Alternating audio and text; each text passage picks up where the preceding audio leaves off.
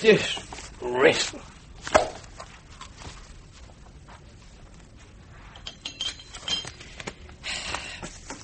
Edmund, you know the doctor said you should restrict yourself to just one before lunch. It is before lunch. It's 10 o'clock. I'll make it last.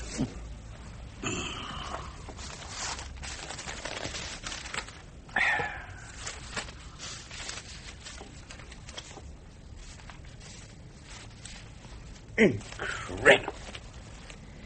You'd better get it off your chest. I pay what? 25 pence for this paper. That's 5 shillings in real money. And one whole page is a petition. A list of all the Reds, queers, out-of-work thespians, crooked politicians, do-gooders.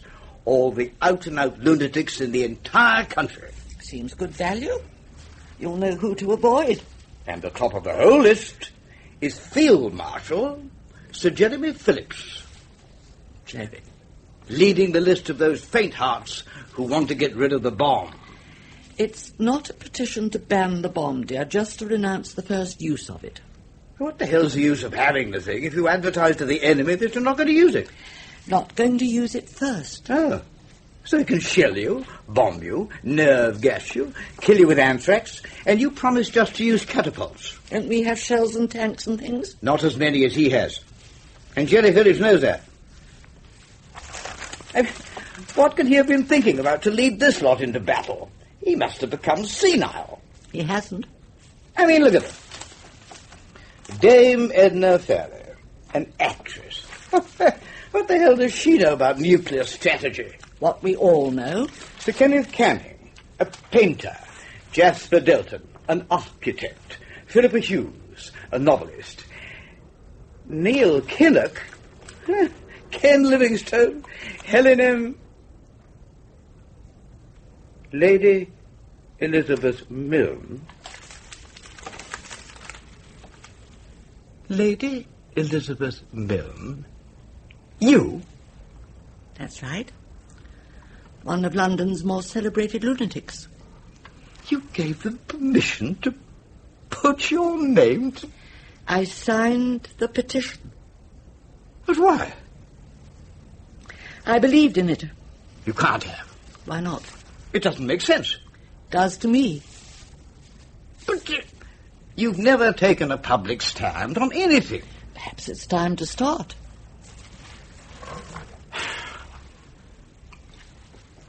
Did it occur to you how it would humiliate me? When I signed it, I wasn't thinking of you. But of course I knew you wouldn't be pleased. How could you do it, Elizabeth? Because I felt strongly about it. You could have talked to me. I learned many years ago not to talk politics with you. I can't understand it. No. What's that supposed to mean? Just what I said. I understand you can't understand it. Because you think I'm stupid? No, of course not. It's just that you think within strictly defined limits. You mean I'm limited? No, you limit yourself deliberately. As a matter of policy, philosophy even. In fact, of course, you're very intelligent with a clear, logical mind. Thank you. So, having laid down the ground rules of your life, all your beliefs, actions can be predicted. How boring for you. To be honest, I have sometimes thought so. But on many more occasions I've realized it also means I can count on you. And I have appreciated that. I'm sorry, Edmund. Not sorry to have signed it. But I'm sorry to have caused you pain. Yeah. What did you expect? Well, I suppose I expected you to be extremely angry and to flounce off down to your club. Well, I'm glad I still have the power to surprise you. Yes, so am I. As for going down to the club, you've made that rather difficult, don't you think? Because of your friends? They'll laugh at you? It's not funny, Elizabeth. You're exposing us to ridicule. I think that's going a bit far. If husbands and wives who have different opinions are ridiculous, we're members of a very large club.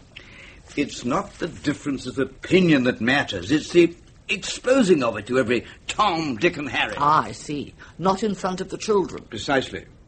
We are privileged to lead in some small way, and it is therefore our duty to support the Sovereign and her government, whatever our private opinions. But you're retired, Edmund. You're 80, for God's sake. You're not in the army anymore. Officers do not retire. They merely go on half pay. I still hold the Queen's Commission, and shall do until the day I die. So does Jerry, presumably. But he doesn't believe that makes him a political eunuch. Jerry? As a matter of fact, his signing it encouraged me enormously. Did you know that he was going to sign it? Yes, I did, as a matter of fact. Did he ask you to sign it? No. If you want to know, I asked him. When? About a fortnight ago. But we haven't seen him for months. You haven't seen him for months. But you haven't been out, not since your illness. He came here? Yes. He came to see me when I was in hospital a year ago. Since then, he's come round every Wednesday for tea. Oh, my God. Well, why didn't you tell me? I didn't think it would increase the pleasure of your bridge afternoons. But it's so underhand. I'm not surprised at Jerry, but you... What about me? Surely you don't suspect we've been having a geriatric love affair. What with Jerry's tin leg and my woman's insides, as you delicately refer to them, any attempt at coition would be likely to end in extreme embarrassment. I didn't mean that. Didn't you? You've never liked Jerry. Ever since Calcutta in 33. You've always wondered if we had an affair then. And did you? No. No, there's no need to answer that. I don't want to... No, we didn't. Jerry was and is too much of a gentleman. I would have preferred it if you had said you were too much of a lady. But we both know that isn't true. I don't know that. I suppose lack of imagination is an asset to a soldier. If you could imagine all those guns pointing, it would be much more difficult to charge them. It's also an asset to a pacifist. If you can't imagine what it would be like living under the Russian jackboot, it's much easier to disarm yourself. Oh, I can imagine that all right. I'd rather be dead.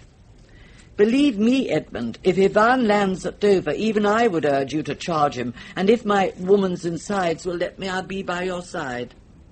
So, what's this nonsense about? That's different. It isn't. The bomb is to deter Ivan from contemplating landing at Dover. Just as the Maginot Line was supposed to deter Hitler. Oh, that was a complete cock-up. And you believe that that was the very last cock that the world's armies will up? On that scale, yes. The alternative is too horrible. It was thinking about Hitler which made up my mind about the bomb. I'm glad the French didn't have it to throw when Adolf burst through the Maginot Line. Around it should have extended to the North Sea. They had a rough 5 years, but they were liberated in the end. And now French children are still being born with only one head. Believe me, the Russian rule of Britain would have lasted a hell of a lot longer than 5 years. So, if it comes to that, I'm glad King Harold of England didn't have it to lob at William the Conqueror. Being willing to die for your country is a decent, honourable feeling. Being willing to wipe out the planet because you and your children can't rule a bit of it for a few hundred years is a monstrous arrogance. Steady, Liz, I'll go. Insides again. Edmund, you're a funny old stick. You've waded through the blood of your own men on the battlefield, but concerning my late lamented uterus, you're as squeamish as a little boy. Can I get you something? One of your pills? Yes, they're on the sideboard. Some water? Please. As you've decided the sun is over the yardarm or whatever, perhaps you'd flavour it a little with some of your brown medicine there. Pour. Here. Thank you. We shouldn't talk politics. We've never agreed. Especially when you're not yourself. We've agreed even less when I am myself. No, you know what I mean. You've never forgiven me for voting Labour in 1945, have you? To be quite honest with you, Elizabeth, I never really believed you did. Well, I'm damned. You think I was just teasing you? Well, yes. Very well, General Sir Edmund Milne. Let me tell you this. I didn't before, because after 45 it didn't seem worth the candle. But I have voted Labour in every election since 1945. I don't believe it. I did. Even for Michael Foot? Yes. Now, I know you're not telling the truth. I can see I should have always told the truth about everything. If it was unpleasant, you wouldn't have believed it. You mean, you haven't always told me the truth? Well, you know. What have you lied to me about? Nothing specific. I was joking. Were you? If you're playing a game, Edmund, be careful. It's dangerous. Who's playing a game? Very well. The truth. Where shall we start? Money? Sex? Oh, what are you talking about? You asked me what I'd lied about, so I'm prepared to think back and try to remember all the times I've been less than strictly honest. I suppose we could start with the little things, like the times when I've been overdrawn in the bank without telling you, and the odd faked orgasm, and then move on to more serious things like... This is ridiculous. You don't want me to go on? I don't want to quarrel with you, Elizabeth. That's been our tragedy. Tragedy? You mean you'd have preferred us to have conducted our lives like Billingsgate fishwives? Sounds lively, anyway. I wish you'd take me seriously. Honestly, Edmund, I can't think what to say to that. You wish I'd take you seriously. That's exactly what I said. Yes, I heard. Did you hear me saying exactly the same thing about me all morning? You mean about that petition thing? Yes. I didn't sign it on a whim. It wasn't a piece of childish rebellion or pique or seeking notoriety. I thought about it carefully. I weighed the arguments, all the pros and cons, and finally, deliberately, when I decided I really believed in the proposition, I signed it. And I beg you to take that seriously. You felt that strongly? I did. Then I have to accept it. Thank you, Edmund. I mean it. Thank you. I accept that you felt that strongly, but I don't understand it or see why you had to make a public spectacle of us. That's the nature of battles, Edmund. They can't be private. If you attack the enemy so gently and quietly that even he doesn't know he's being attacked, you're not likely to win. And who's your enemy? Me? Not you personally. But your opinions, your aggressiveness, and I have to say it, your arrogance. Yes, insofar as you are your opinions, you are the enemy. That's how you regard me? No, of course I don't. It isn't as simple as that. Well, it seems that way to me. And you're not being honest. Oh, so you can add habitual liar to your list of my charming attributes. Oh, stop being so childish, Edmund. Why is it you regard fighting a battle in war as so complex and human relationships as so simple?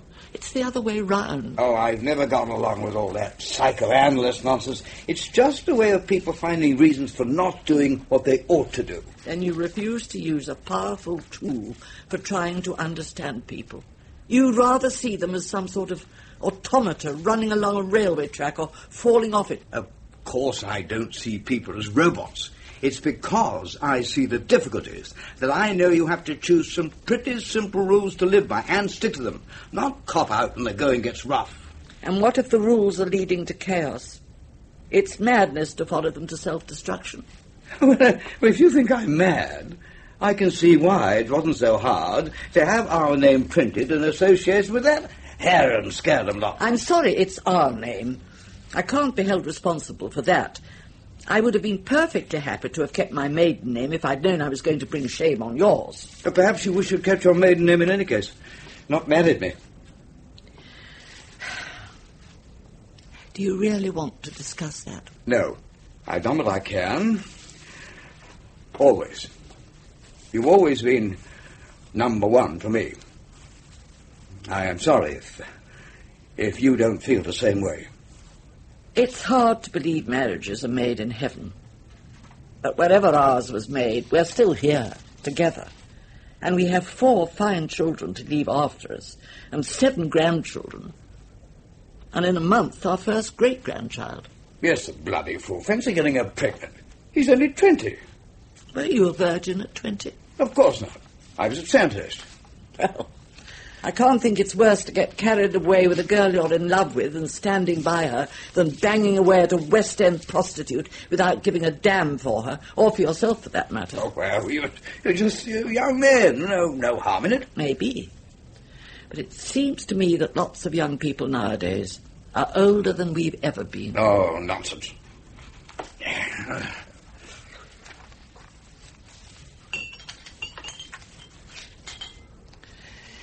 Edmund, please don't drink any more this morning. You never used to. It's very recent. You get so bad-tempered when you've had one too many. What the hell do you mean? All right. Come and sit down, please. This isn't a barrack square. It's very hard to talk to you if you're on the move all the time. That's the idea. It's harder to hit a moving target. Please.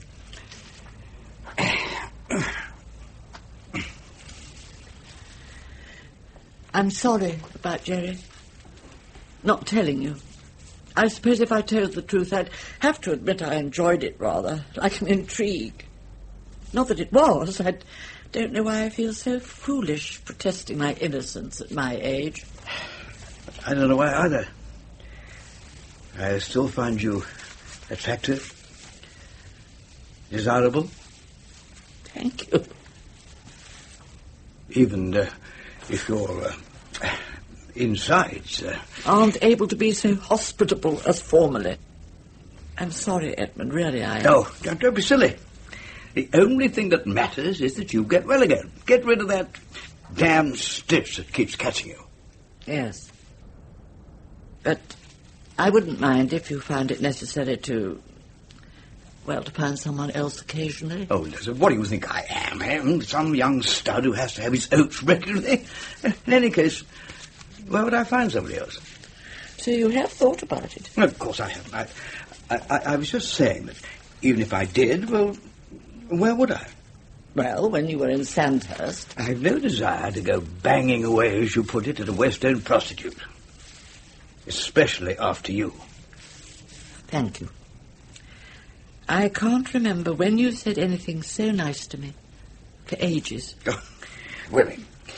Say you prefer your wife to a prostitute and they come all unnecessary. There's something else I have to say.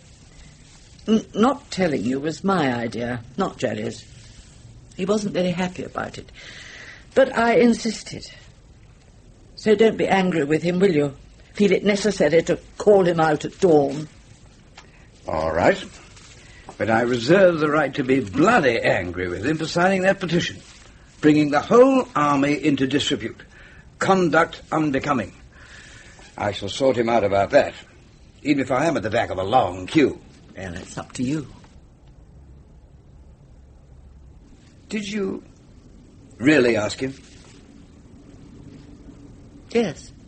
Did you have to persuade him? On the contrary, I showed him the petition. He read it, took out his pen and signed it.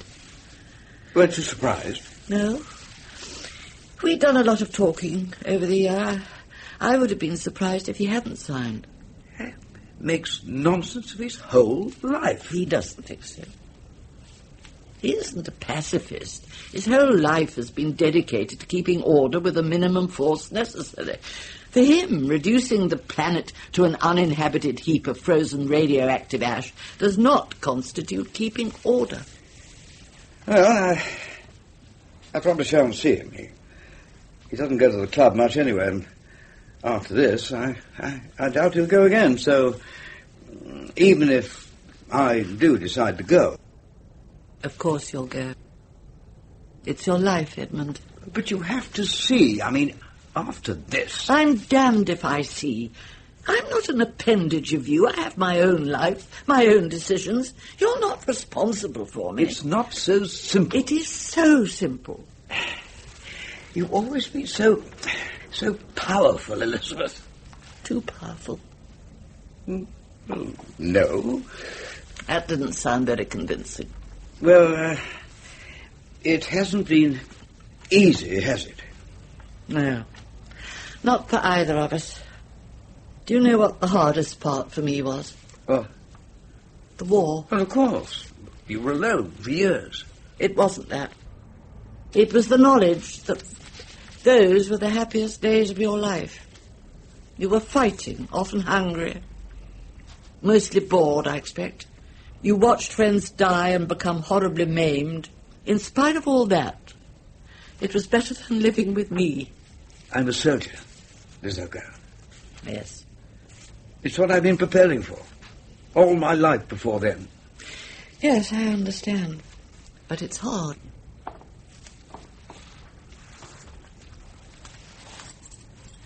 I'd better ring James this morning.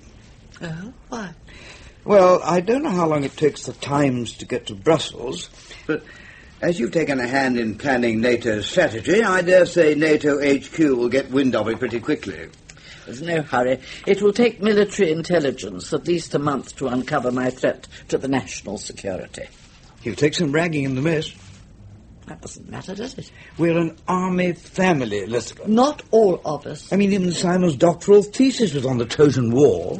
I think he was more interested in Homer's language than the details of military history. Yeah, I remember we talked a lot about it at the time. Yes, he was very clever. Clever? You mean he was humouring me? No. He just met you on your ground. You wouldn't have wanted to talk about Homer's metric structure, would you? I'm sure you helped him a lot. The principles of war never change. The Greeks, Romans, Clausewitz, always the same. Punch a hole and pour through it. The principles never change. Until now. Now you punch a hole, and before you can pour through, you yourself die from the after effects of the punch, and you take the planet with you. We can't get away from it, can we? Huh? No. I haven't been able to for months. What brought it on? Well, I've always been interested in politics, you know that. Indeed, I know that. Sometimes I wondered if I'd make colonel, never mind general. Oh, Edmund, I always thought about your career. I never once crossed the line. Crossed it?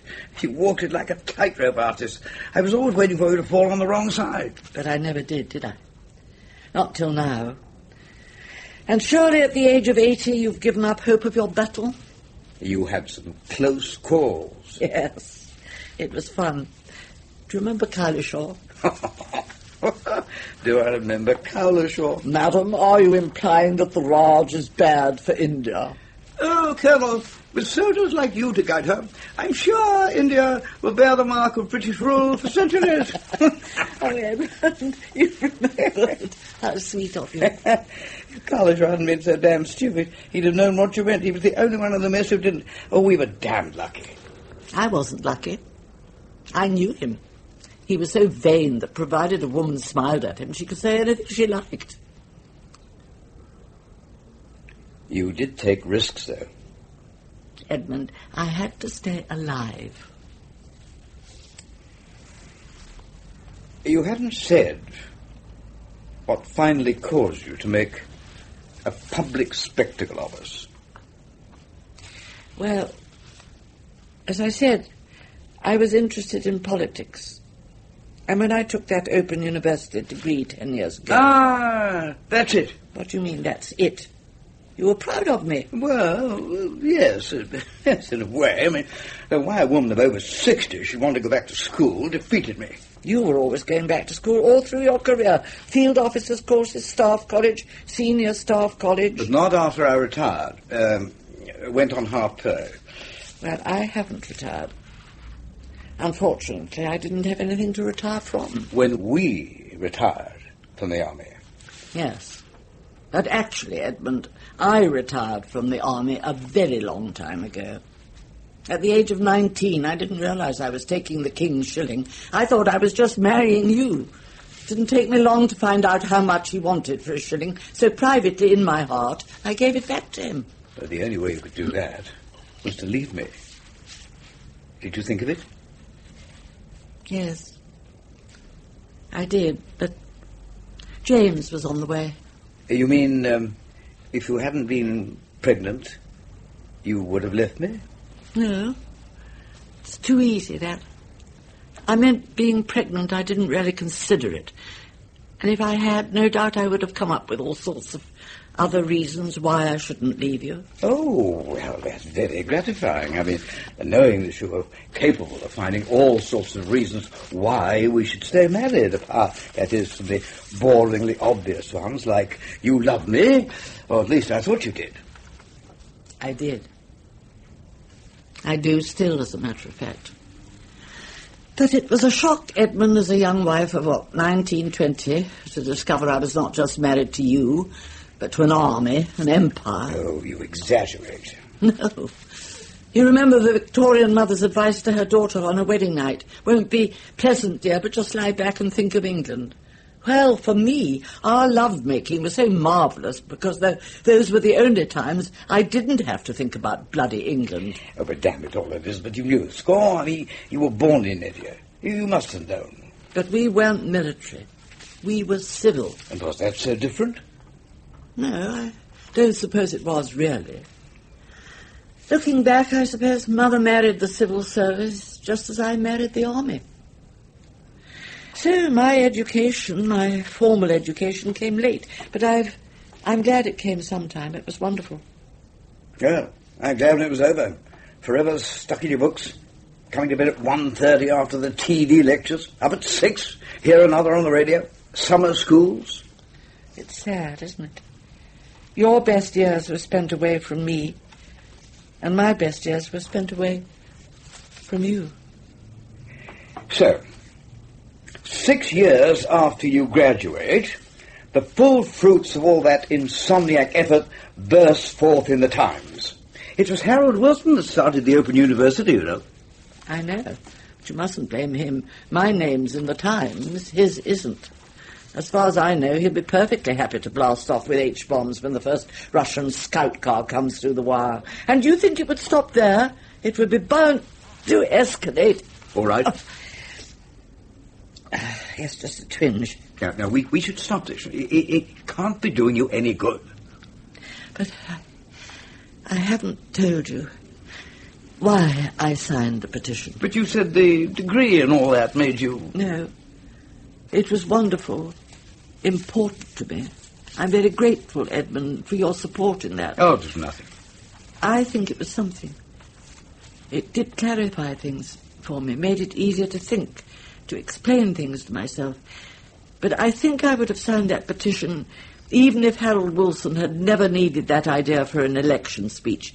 And in any case, it may have been Wilson who thought of it, but it was Jenny Lee who made it a reality. You have to thank a woman for that. Of course, that probably confirms your belief that the whole thing was a mistake anyway. Let's not go on. I mean, you're not addressing me. It's just some figment of your imagination. But I haven't told you why I signed the petition. Now, there's no need to go on. Now, just take it easy. It was in hospital a year ago. And for the first time, I was really facing my death. Please. And I realized a strange thing. I didn't really mind. Not all that much. Dying would be a tiresome process, but nothing more. Being dead, I didn't really mind at all. Elizabeth. Unless there was nothing left. That would make dying more than tiresome. It would become a futile agony. All that effort, all that sacrifice, all that pain of childbearing, child-rearing, the pain of loving you, Edmund, and the pleasure, all that becomes ridiculous, absurd, if all that's left is a heap of radioactive ashes. I can't bear the thought of that, Edmund. You don't have to.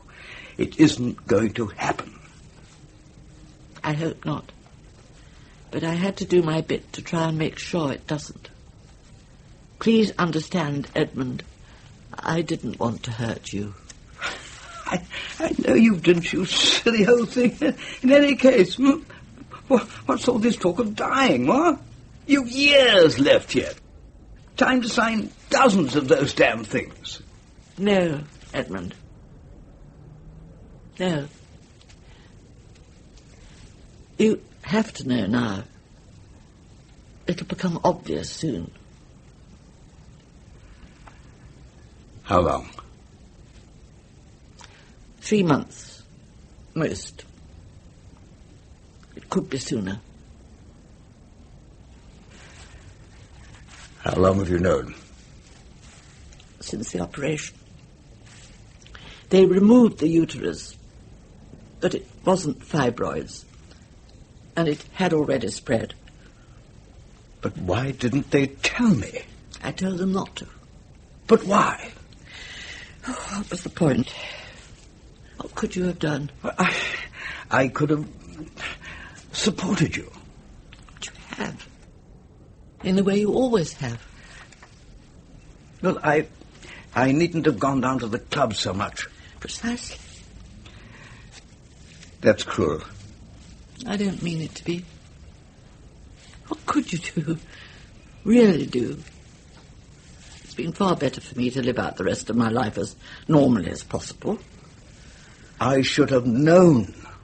You've always hated long goodbyes. How would you have coped with one lasting a year? I would have liked the chance to have shown you. Oh, Edmund. If I have misjudged you, I'm sorry. Does Jerry know? Oh, please, Edmund. Don't torture both of us. So he does. Yes. But he doesn't embarrass you by not being able to cope with difficult emotional situations. He's been a great help, mainly by ignoring the situation and just gossiping over tea. I ignore his arthritis and tin leg, and he ignores my insides. What will happen? Nothing particularly dramatic. Pain will grow. I shall take more and more pills until, I suppose, it'll be a toss-up. What gets me finally, the pills or... In 3 months. Or less. What shall we do? Just wait, Edmund. What else? Do you want to go away on holiday? See old friends? No. I'm content to stay here. I'd rather stay here. Wherever I go, I have to take it with me. Just doesn't seem worth it. Do the children know? No. Do you mind if I invite them to the funeral? I'm sorry. Please don't be bitter, Edmund. And this is the way it ends. Our marriage, our life together, just peters out like a guttering candle. I've thought of blowing it out. But as long as those pills control the pain, it doesn't seem worth it. In any case, I've had a good year. I didn't mean that. Our life together. After 50-odd years of marriage, you're leaving, and don't think it's important enough to mention it. Not to me, anyway. Edmund, that's terrible. I didn't see it like that at all. What did Jerry think? He thought I should tell you.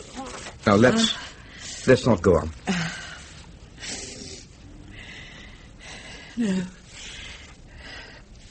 But let me say I'm sorry. I've been selfish, and I'm sorry. Well, can't be long for my turn too, eh? It isn't the end of the world, is it? Well, that's why I signed the petition, so it wouldn't be. You never give up, do you? Well, I don't want to give up on that damn stitch there, either, whatever it is. Now, are you sure there's nothing anyone can do? I'm sure. We can bring out more reserves, get more opinions, go abroad. I've seen the best men, Edmund. Old Jackson saw to that. Said you'd never forgive him if he hadn't done everything possible. I'm not sure I'll forgive him in any case. He must have been part of your little conspiracy.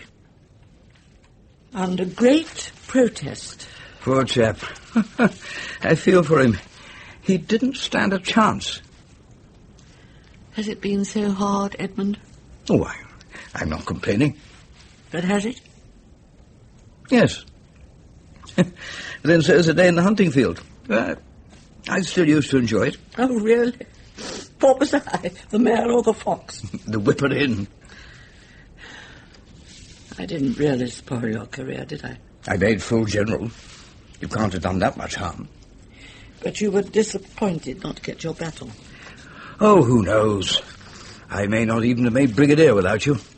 I'm quite sure the command must have realized that if I could cope with you, a brigade would be child's play. Stop teasing, Edmund. I'm serious. And how else can I answer such damn silly questions? There's not been one day when I wished I'd married someone else. There's still time. If I'd lasted 50 years, 3 months won't kill me.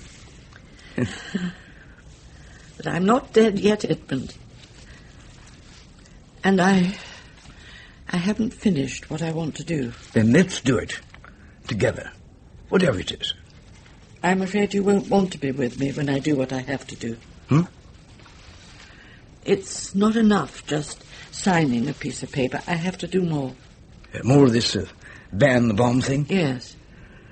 Well, what can you do? I mean, you're in no state to go marching all over the country or chaining yourself to the Greenland common fence. I hadn't thought of that. But so, what is it you're planning to do? In 10 days, on Monday week, there's a big rally at the Albert Hall. I intend to speak at it. Make a speech at a rally? Yes. I don't want to be cruel, Elizabeth, but don't you know why they've asked you? Because I believe in the cause, and they believe I could speak effectively, I suppose. Now, you're not as naive as that. You know you've been asked because you are Lady Elizabeth Milne, wife of General Milne. Oh, yes, of course. That goes without saying. And you're prepared to let them use your name, our name? Not them. Me. I shall be using my name, our name. Didn't exactly harm your career when you were a Milne, son of Field Marshal Albert Milne. I don't think I deserve that. You do if you keep on about your name. As if you leased it to me on conditions. In an ideal marriage, one doesn't have to state conditions. They are implied in a contract of love. Honestly, Edmund, sometimes you can be so pompous. I half expect you'll burst out laughing at yourself, but you never do. Do you really want to quarrel now, Elizabeth? Not 5 minutes after you tell me? No, I don't. I don't. And I'm sorry. I have to allow for the shock, but damn it all, Edmund, it's me that's dying.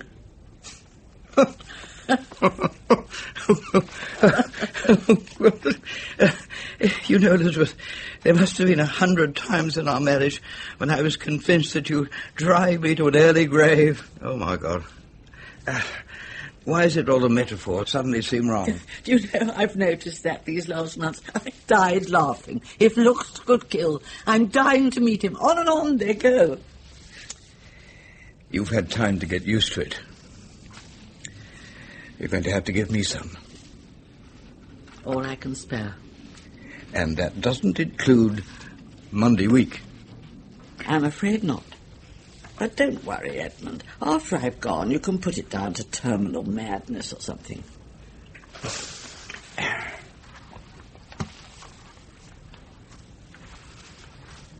I need a walk. Just to turn around the park. Please don't leave me now. Why? I thought that was what you wanted. Why you didn't tell me? To have me out of the way as much as possible. You're angry about something, and I've enough to cope with without your anger. I cannot imagine why the company of a man for whom you have such contempt could be of any comfort. Contempt? Yes, contempt. Suggesting that I put your actions down to terminal madness? Do you really believe that after you've gone, I could possibly destroy something that's important to you just to make myself more comfortable? I don't know what to say. Sorry seems so weak. I was just fighting for my corner. Fighting, I can understand. Possibly as well as you. I don't know how many men I've killed or caused to be killed, but I respected them, the soldiers. I've never been cruel in war. I'm sure you've always been an officer and a gentleman. Even if you intend that as a sneer, I take that as a compliment. Sneer? But I didn't. Or perhaps I did. Sometimes I think they're a contradiction in terms. How can you have a civilized war, kill in a gentlemanly fashion? It takes a man to come up with such a bizarre idea. Perhaps it does. And I'm sure for you, therefore, it must be bizarre. But it means a lot to me. Actually, I've more sympathy with the cannibal whose chief objection to the Second World War was that it was such a waste of meat. Oh. At least that's practical. And with those ideas, the cannibal wouldn't have bombed Hiroshima or Dresden. All I want to do is to remove the Armageddon counter. If we can do that, at least our children will be free to make the same stupid choices we have. Or perhaps they might even make better ones. If Ivan's running the country, our children won't be free to make any choices. Or grandchildren, or great-great-great-grandchildren. Someone in the future. The important thing is that there will be a future. There's something appalling that we should be discussing politics at a time like this. But it isn't. What should we be talking about? What sort of flowers? I'm still alive, Edmund. Yes, I can see that. It's me that feels someone's dropped an H-bomb.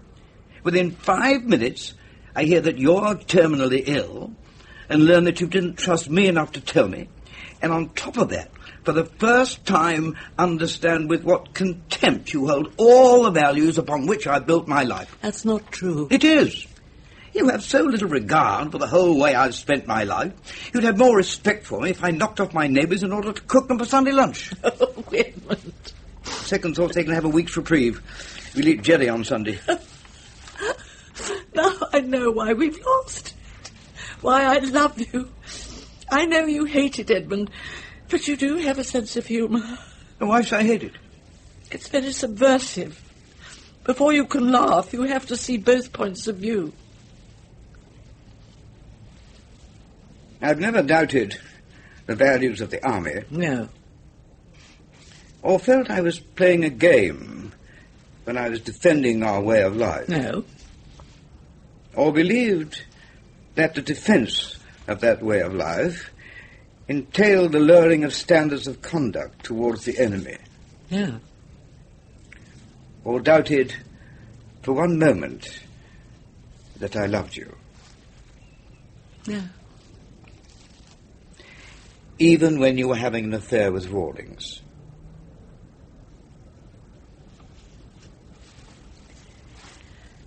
You did know then? Of course. How? The army only looks big from the outside. It's a small club, really. You never said anything. All these years. So why now? When you draw up a peace treaty, it's as well to clear up all outstanding issues. A peace treaty? Yes. I'd like that for these last months. Wouldn't you? Of course. Not that I'm aware we've been at war. Oh, there's all sorts of wars. Hot, cold, phony. And the worst, lukewarm, just sporadic sniping. Random casualties are no solution. What do you want to know about Peter? Nothing. I know when it started. I knew when it ended. But in the middle I can imagine all too clearly. Sorry. Really very sorry. I have no need to say any more. Just so that it's out in the open. You must have been terribly hurt. Just one of the random casualties. I got over it. And what about you? Did you ever... Break my vows? Nope. Never felt the need. That's hard to believe. But anyway, you always behaved as an officer and a gentleman. I'm not ashamed of it. You should be proud of it. When Peter cut and run, even I began to appreciate those values. You can't expect a man to behave as a gentleman in a situation where a gentleman would never be. Oh, Edmund. What a strange black and white world you inhabit. Old-fashioned, isn't it? Yes, it is. But in some ways very attractive.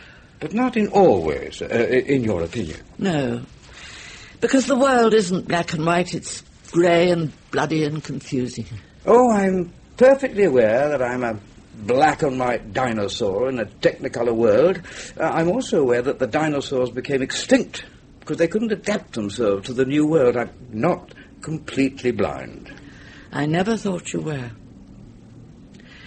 But don't despair, Edmund. After the bomb drops, the world may become fit for dinosaurs again. I don't want to survive that.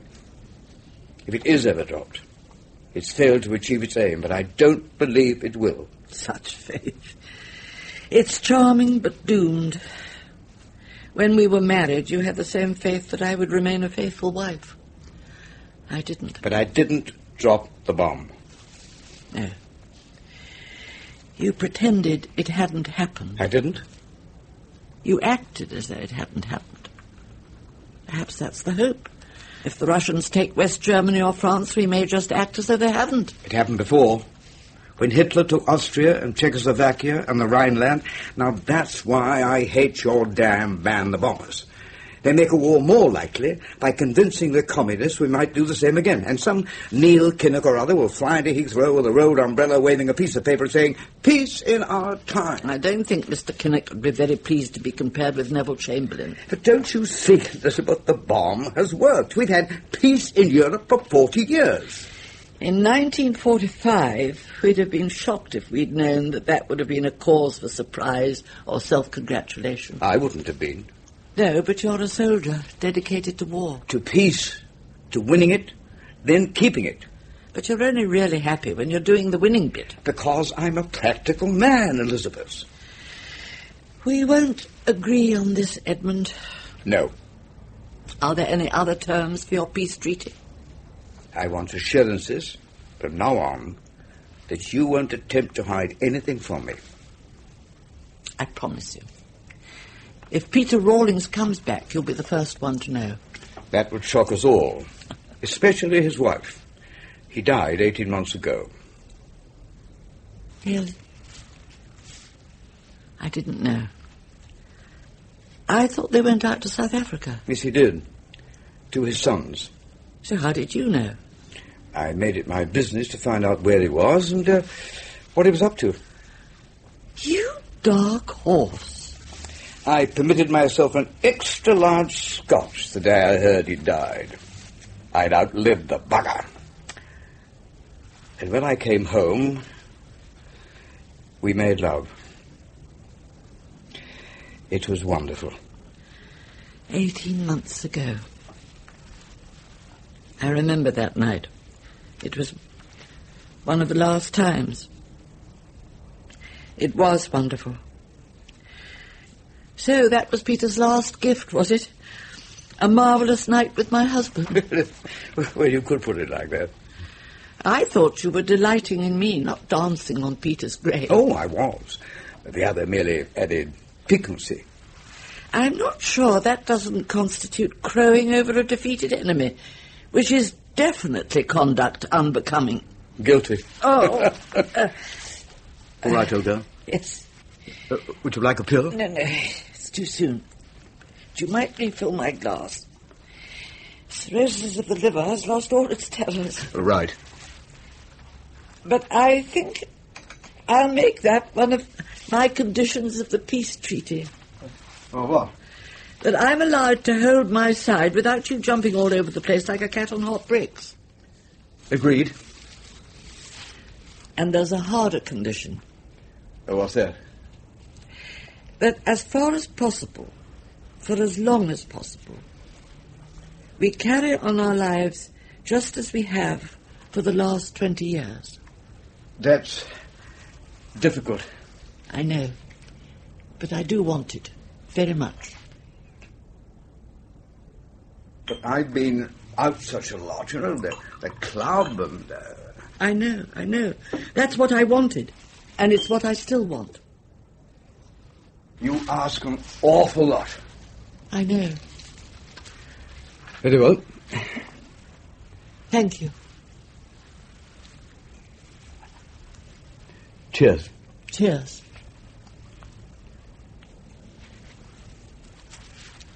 Oh, we better get back to normal as soon as possible. If we go on drinking like this, we'll both be dead by the end of the week. You, have to go on with this speech thing? Yes. Well, that's not carrying on our lives as we have for the past 20 years. No, but it is in a way. Hardly. I think I'd have noticed if you'd taken up a political career. Do you think I haven't thought and worried and wanted to do something? But you haven't said anything. You haven't said anything about a lot of things. Does that mean you haven't been thinking about them? No, I try to be positive, you know, not worry about things I can do nothing about. Then you'll be able to cope with my little condition.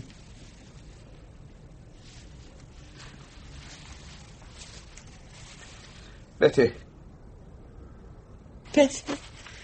We haven't called me Betty since... Edmund, what's the matter? Betty. Edmund. I'm sorry. Here we are, arguing about a damn silly speech. And you... Sit down, Edmund. Here, come here. Oh, Edmund, I need you to be strong as you've always been. I know it's difficult. Difficult? We have to do something. We can't just sit here and wait. There isn't anything to do. Let me get Jackson here. He'll explain to you and maybe give you something. What's the good of sending with a man who's already admitted defeat? We've got to find somebody else. I've seen the best. You must believe that. I can't go through it again. All the prodding and the indignity of it all. And it isn't admitting defeat, Edmund. I've had my 70 years and 10 and a little bonus. Just because you're having a bigger bonus mustn't make me greedy. I'd always thought that it would be me that... Yes, so have I. But it's me that's the lucky one. I'm sorry, Edmund. No, it's me that should be sorry. Blubbering away like a man who loves his wife. To be quite honest, I think I'd have been a bit put out if my news hadn't had some reaction. No, you were right to expect support, not collapse. I'm sorry. It won't happen again. Oh, Edmund, why must you ask so much of yourself? No, so little, really. What are you talking about? Your wife tells you that she's going to die shortly, and you feel it's some terrible moral failure that you cry about it. Your wife has an affair lasting, 2 years, and you... 2 years and 13 days. Yes, we've lived on different planets. Yeah. What did you expect me to do about it, Have scenes, rows, throw you out, call out Rawlings for a duel, Huh? Well, what did you expect? I don't know. I can't believe that. You know damn well. You knew you were safe if you avoided open scandal. Did I? Well, of course you did. Perhaps I did. You'd go off for those weekends. Painting, you said, Watercolours. We still have one of your alibis hanging on the walls. Look at it, Sunset over Lulworth Cove, How did you manage to find the time? Or did you paint it secretly at home so that you wouldn't have to waste good rotting time? Oh, God. Lying, sweating under that apology for a man, having him inside you that weak, effeminate, he couldn't control his battalion any more than he could control himself. I assure you he wasn't effeminate. Oh, that's your definition of a man, is it, hey? Just a stiff prick. Edmund. Providing he can get it up as a man well. Let me tell you, there's a lot more to a man than that. It's to do with control, self-respect. Mensana. Yes, bloody yes. A healthy mind and a healthy body. It's true. Look at you. Look at you now. What went wrong finally, hey? What was it that finally gave way? Your womb. Edmund, please don't drink any more. How have you managed to keep this inside you all these years? What should I have done? And why now? If you wanted to clear it up, why wait until it's too late? I told you. To make a peace treaty. Oh, my God, Edmund. Grow up. What do you want me to do? Cross my legs and call Pax? You talk about a healthy mind and a healthy body. What about your mind? The only time in your entire life that you can bring yourself to talk about the sexual act with me, your wife, is when you're half drunk and half mad with self-pity. Self-pity? Yes, what do you think all this is about? I'm going to die and you're going to be left to your club, your bridge, your empty friends, fighting old wars, winning at Dunkirk. You'd think more of me, I suppose, if I was sneaking up with some whore. As Peter sneaked off with his.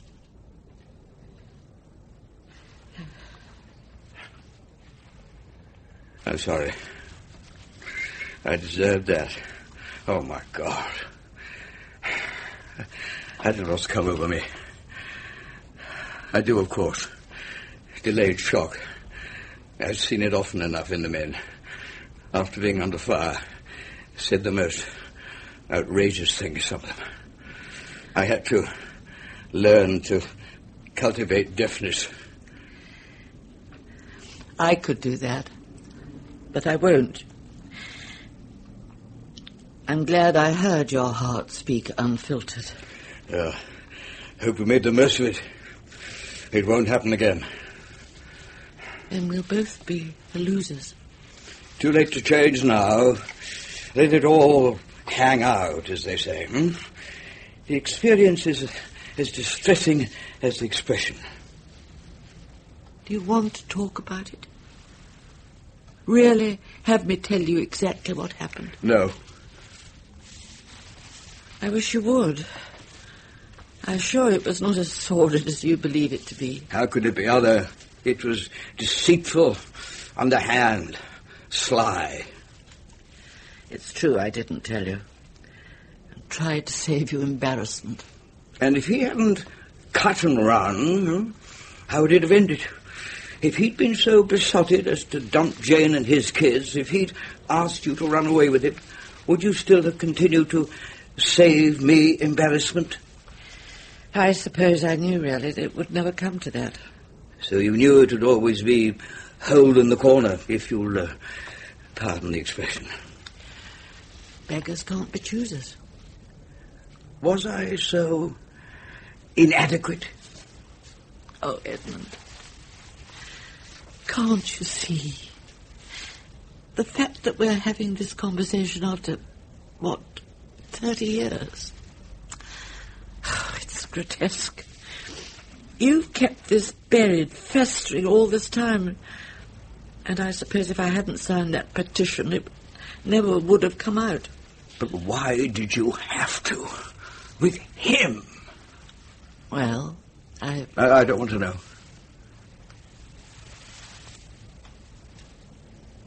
I'm sorry. It was stupid to bring it up. Especially now. Bad show. I'm sorry about the picture, too. I'll get it mended. Throw it away. Do you think I'll put it back now? Well, of course you can, Albert. In the basket, please.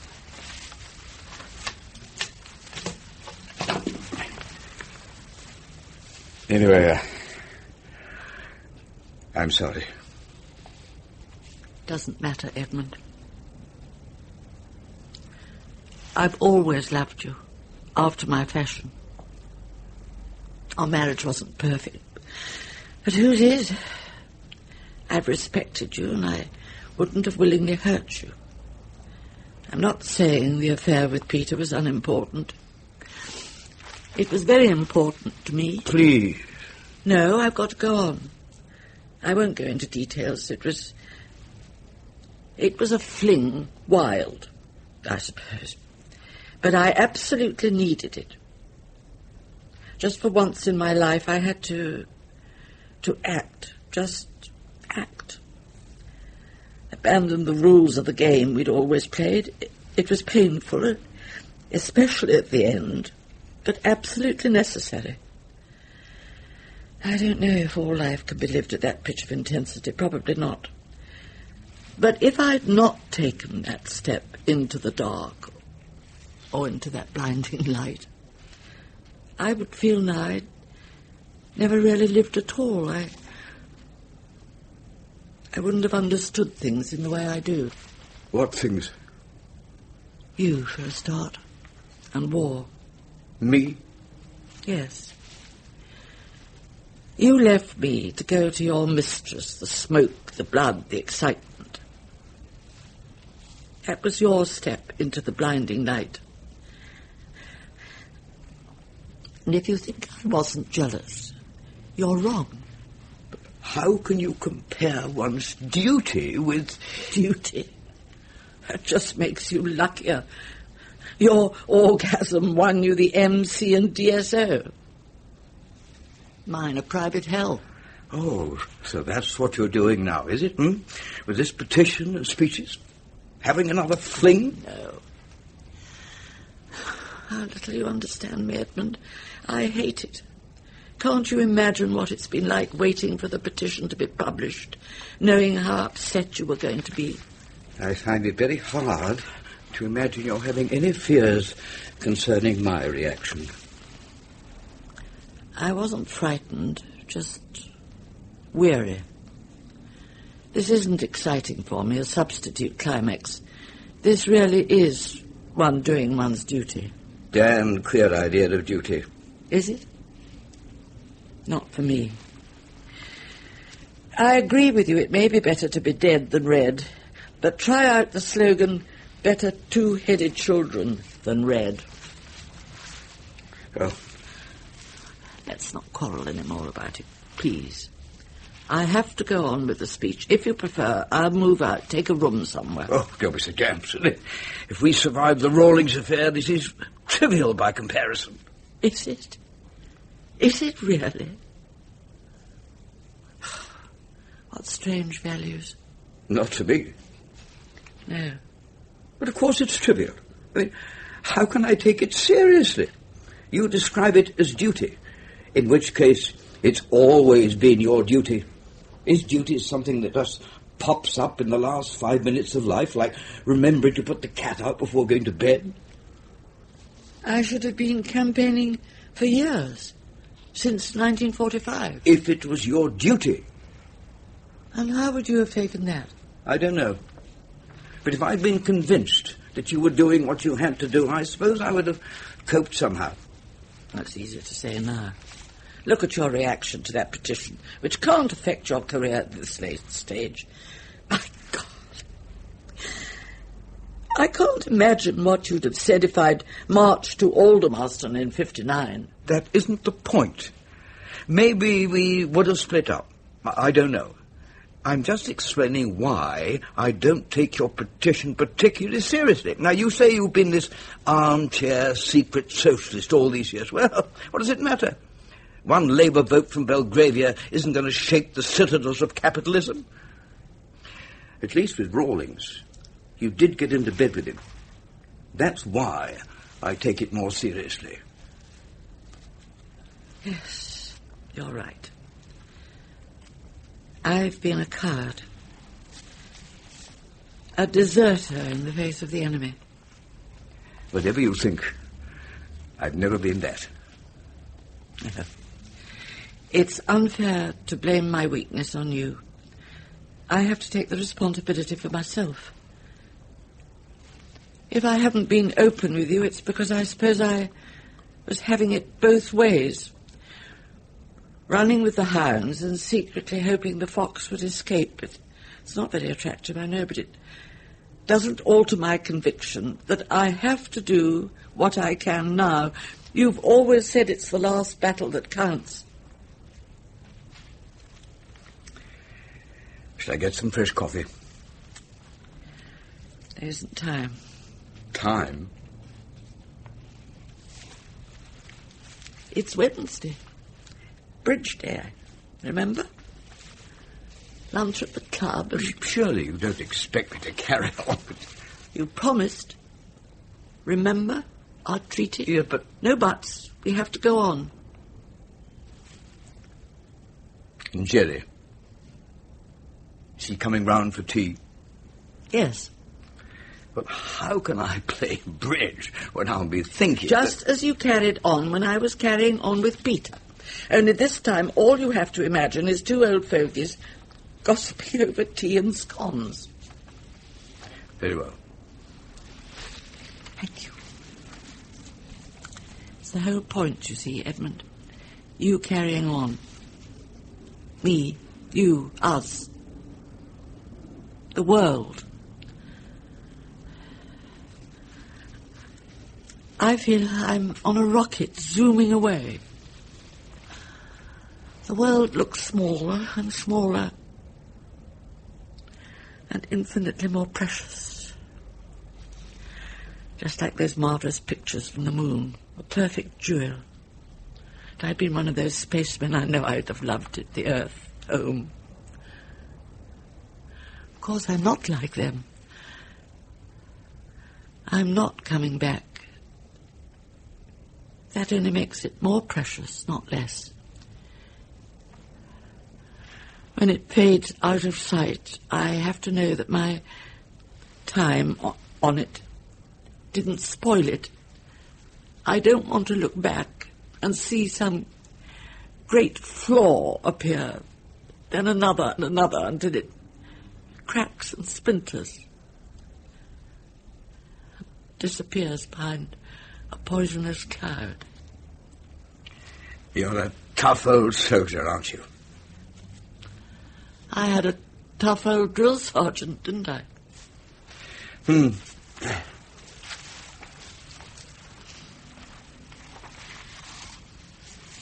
Give my regards to Jerry. Tell him I think he's a bloody fool to sign that petition. And that I'm very grateful for the support he's given you in the past year.